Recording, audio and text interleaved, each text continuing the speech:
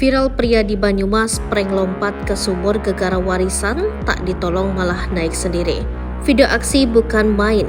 S, warga Desa Rawalo, Kecamatan Rawalo, Kabupaten Banyumas, Jawa Tengah, viral di media sosial.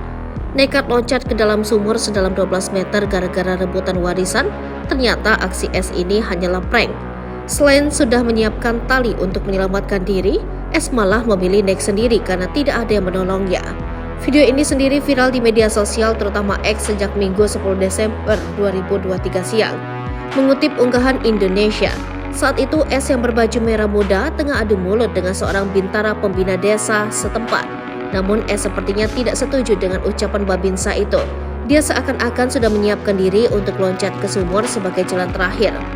Sejurus kemudian dia berjalan menuju ke sumur rumahnya untuk melancarkan aksinya. Sewaktu S menaiki bagian atas sumur sedalam 12 meter itu untuk terjun, Babinsa coba mencegah aksi nekat itu. Terlambat sudah, Babinsa itu terjengkal, sedangkan S sudah masuk ke dalam sumur. Karena aksi mengejutkan S ini, kepala desa yang merekam video itu paniknya bukan main. Sambil membawa ponsel yang masih merekam momen seram ini, perekam berlari ke rumah anggota keluarga S untuk mengabarkan S terjun ke dalam sumur. Ternyata barulah diketahui aksi S ini hanya prank belaka. Demikian yang dijelaskan Kapolsek Rawalo AKP Edi Sosianto. Mulanya S bermediasi dengan keluarga di rumah orang tuanya pada Rabu 6 Desember 2023 siang. Mediasi ini dihadiri Kepala Desa Babinsa dan Babin Kamtibmas setempat. Saat musyawarah, tiba-tiba S mengajak Kades dan Babinsa ke belakang rumah tetangga orang tuanya. Kemudian S melompat ke dalam sumur, kata Edi.